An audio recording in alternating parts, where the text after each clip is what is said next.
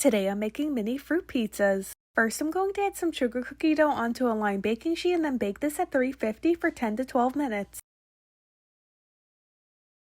While the cookies are baking, I'm going to make the frosting, so in a bowl I have 1 stick of softened butter. Next I'm going to add 2/3 of a cup of marshmallow fluff. Then I'm going to add 1/3 of a cup of whipped cream cheese.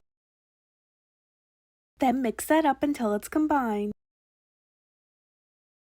Next add 1½ cups of powdered sugar. Then mix that up until it's smooth.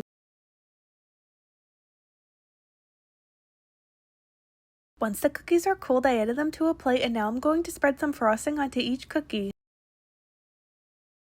Next I washed some raspberries and blackberries. I'm going to add some onto each cookie.